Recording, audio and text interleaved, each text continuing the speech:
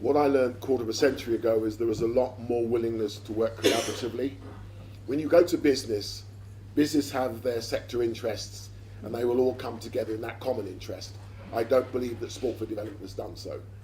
I saw where the Office for Sport for Development was developed in the UN back in the early 2000. The late Kofi Annan is to be credited also as a young sprinter of potential. He got it straight away. That office was established, but I think we lost some of the authenticity in the spirit of Ubuntu, which again was the South African culture, that we have to be the collective before we individually can realise our potential. What we now have is an ecosystem where, as I've said, it's an industry. There's too much third world doing to these communities and this talent, where they're quite honestly doing it to themselves now, and the communities are doing it to themselves. And that's where I believe you get social, cultural, economic sustainability. I think that's where the private sector, we do have family offices, we do have investment funds, because they are looking at football or soccer, depending on where you are, as the means by which that return can be realised. It has to start from a social grassroots development, performance and excellence pathway, because once those are the stars of their respective disciplines or games or environments, they bring back. In the English Premier League, some of the big names of the first generation of the Premier League, when the contracts were signed, there was a 10% socio-economic offset back to the club or the community they came from. I'd like to see something of that nature in Sport for Development. I'd like to see it in a fund. I'd like to see it properly managed, against benchmarking, because for all of those who are going to invest, you need the long-term sustainability. The long-term sustainability is going to come from Sport for Development. But Sport for Development must reset, be more holistic, be more integrated. The UN agencies all compete. The recent UN Assembly, the Secretary General made the declaration of Sport for Development, but it didn't have an engagement plan. It wasn't applicable within a framework and model against the Sustainable Development Goals. So I've consulted, and by the way, everything I present to you has been developed by young people, for young people, with young people, because they're going to outlive me. I'm in that latter part of legacy, later life. But what I'm saying is, young talent and potential are operating in what I call the second world. We've always talked about the first and the third world. They're operating in that second world, and they know how to navigate that geopolitical escalator. They're looking at the geopolitical shift of power in sport. It's interesting that the Security Council, if reflected in the medals table of Paris, might suggest where the whole equilibrium lies. But Sport for Development must now reset. It cannot be about taking projects from their developing countries to Monaco to give them an award. With all due respect, so much for carbon net zero. And we've got the means, we've got the technology, we've got the YouTubes. Young people aren't watching television anymore. The rights companies need to recognise and remember that. This is their television, this is their vision, and they're interacting, communicating more than ever before. That's why we have to look at education differently. Education is 24/7. Traditional curriculums do not work. So soccer-wise, that soccer-wise education program pack was inspired by a UK trade mission to Zambia, where the school was burned out, there was village conflict, and we were asked to go in and provide diversionary activity. I remember the civil servant suggested. You're going into areas now where you have to know who the real sustainable presence is. I'm a self-confessed mummy's boy. Women are the best return on this in this type of investment, and us boys play, provide, protect, and ensure if we're mummy's boys, we actually contribute to that whole community approach. But we started looking at it differently. UK trade missions started looking at whatever that 5% of GDP, but only 0.5% in Africa, contributes to that 5% GDP. Well, what does that represent to the World Bank? Where's the African Union in this? So I believe that business can always reset the dial. They can always bring to the table the sustainable long-term need of this proposition. And with all due respect, I've got grey hairs and blood pressure from working with the institution. So it needs to be for the community, by the community, with the community. And I think the return is assured. And it cannot be a tick box. Too many boxes are being ticked, and a youth culture generationally, Gen Z in particular, are just saying, we're just going to do our own thing. And they are doing their own thing. And they're looking at the NBA and the NFL and the UFC. You know, the best return on investment are no facilities. I've always said the combat sports, karate, I just need a space and my magic begins. And we have to be mindful of that. Climate change, big facilities being built, now seeing people have to be more creative. Multi-sport stadiums are being built. Why not? Why do we need a stadium for football, a stadium for cricket? It won't work anymore. It won't be used after the tournament. Oh, well, the White Elephants, the London Legacy Development Corporation, the Queen Elizabeth Olympic Park is still a regeneration master plan, but it's a 25-year journey. Manchester, it's been a 30-year journey. If you go to East Manchester now, you go to Manchester as a whole. They say it's like New York, but it takes a vision and it takes a sustainable commitment. But the whole funding mix comes, I believe, from the private sector, the investment in potential that sees a long-term return with short-term benchmarking that gives a justification for that return. But also, I mean, what I find difficult because, I mean, I used to be in the corporate world and I gave up my career in corporate world to work for a charity called Alive and Kicking to create impact, right? Well, but then, my God, the last 2 years of my life have been the most challenging because I was in really comfortable life like most of you in your corporates. But then I thought I was a salesperson until I joined Alive and Kicking 2 years ago. it's a combat sport. Oh my God. It's a combat sport. Everybody's saying, oh, you're amazing. Yeah, I know, we are amazing. Like, okay, but if you really want us to create impact, we need your money and you need to believe in us. Because we are passionate people like him. I mean, I've never met someone like him. No, but it's true though. We need more people like him in the world. And yes, you're doing an amazing job in private sector, but you need to help him. You need to but by the way, charities. I don't want your charity. I want your investment. No, investment. This is a socio-economic investment. This is not a CSR. You're not doing me a favour here. I decided that the youth charter would be distinct from that charitable beg. Yeah. This is a socio-economic investment, a win-win-win for everybody. Yeah. You'll get a return on your investment when they're performing at the highest level, the brand sponsorship and everything that goes with it.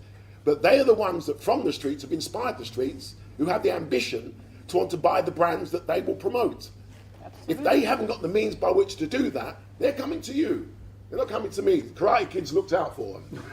What's going to be your answer? What's going to be your excuse? There is a need for a reset because sport for development has become an industry. Therefore, it must align now. What is the package? What is the product? The product primarily is the asset. The asset is the talent pool. Yeah. The talent and potential comes from our streets. Therefore, we've got to look at it in the round. And whenever we say there's one performing, there needs to be 6, 7, 8, 9, or even 10 benefiting. Mm-hmm. Then you've got what I call equity before equality. That equity piece we're not discussing, so equality can never not be realized. Gender empowerment, again, if we reflect society, it's represented in sport. That's why the Billie Jean King Cup is so important. I was inspired by that generational, just people making and affecting change, because that was my motivation when I competed. I get to the semi-finals, and that's more difficult than the final. The semi-finals is where you understand why you're there and what you represent. And it's then that you know you've come from somewhere and you're going back to somewhere. Going to the barber shop, what happened? I lost. Don't do it again. Go out and get it right next time. There's a reality of language we need to understand. So charity, I believe, is for those who need charity. This young talent are raw, they have potential, they have hunger, they have desire, and I believe if you channel it and use it within a holistic ecosystem that says you don't have to migrate to Europe in order to realize your potential, you can do it in your community, with your community, in your country, on your continent. And sport is the best industry for that. There's no other more powerful convening Right? power, Exactly. more nation participation and membership of FIFA than the United Nations.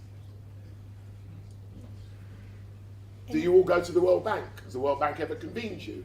Do you all come together? I don't know what's the economic value and worth convened here today. Should we be putting a 2% legacy levy on all major games? That'd be an interesting proposition. Why not? Why are we not recruiting, selecting, and deploying millions of social coaches. The late great Muhammad Ali gave 2 hours every day of his existence, which nobody knew about. He'd just turn up at someone's door, knock, hey, I'm Muhammad Ali, and he'd sit and he'd watch television and literally inspire greatness. That 2 hours of any coach, I had nobody that was paid to coach me, nobody. They saw my potential and they gave me an opportunity to realize my potential. That's why the social coaches come from all over the world. They are the people who develop trust, confidence and respect. And if that feeds into a campus of multi-agency stakeholding, if I'm in Nigeria, I went to Lagos University. No, this is many years back. The most intimidating environment of absolute talent I've ever encountered. It was everywhere. And this is why I'm saying it's a powerful, powerful proposition. And if we get that base right, every return on investment, I almost very rarely say is guaranteed. You can't lose with this. No. Any questions from the audience? Yes? Hello everyone. Yeah, I'm Badara Jeng from Gambia. I'm a basketball coach and we are more into youth basketball development for Project Gambia. So what we do is we nurture these kids through basketball skills and their education. So some of them have scholarship and are in US because one of them is in Florida State University, FSU, on a scholarship. But the problem is, like, not all of them make it to that level. So when you're 18 years, you have to graduate from the program. You started from 6 to 16. When you're 18, you graduate. So through your experience, what can you advise us to those ones who didn't have the scholarship or to go to the next level? What can we create for them? So that if they don't make it to basketball, what other options is there for them? Employability, entrepreneurship, it has to be. I'm every world champion, every gold medalist, every professional represents 1 million of that participating aspiration. That's why we cannot just see this as the return that is seen at the tip of that iceberg. Underneath, there is a massive, massive participation ambition. And we're seeing instances, even in the English Premier League academies, the dropout goes back to the streets, even more disaffected than they were when they entered into the experience. And they then become very much seductive to the lifestyle of the streets. The Arthur Ashe legacy, I'm sorry, I'm inspired by the generation that you see me sit before you here today. He was very much of the scholar athlete. My second son has just returned, he's returned after a 5-year tennis scholarship in the United States. But he knew where he was going on the basis of the one thing I said that is guaranteed in sport. If you make it, you will get injured. The nature of the injury will depend on the risk that you invest in and then indemnify, and then it creates its own system because you mitigate that risk of your investment. If a career is life-threatening, career-threatening, in whatever end, the investment is covered. I think we have to give, especially those that go to a college sporting experience, we all know the grades are never the expectant level of the sporting participation. I completely advocate they must have a career alternative. They're still going to be able to need to read their contracts. They're still going to need to be able to present themselves in front of the media. They're still going to need to be able to understand the demands that life presents to them. So there are transferable skills that I believe are absolutely required. No single competitor should be there thinking that they're going to be able to play out their careers, make the fortune, and lose the money before they have. Anyone watch? I haven't watched it yet, but I think there's a very, very salutary reality check of the last week where we had the man who represented the streets in Mike Tyson fight Jake Paul. There's a lot of lesson there learning if we wish to really understand the nature of the ecosystem of sport. I refuse to watch it. But I'm a traditionalist, I'm old-fashioned. I'm too set in my ways. But I'm aware of what it represents and what it means, and we need to be alive and alert to that.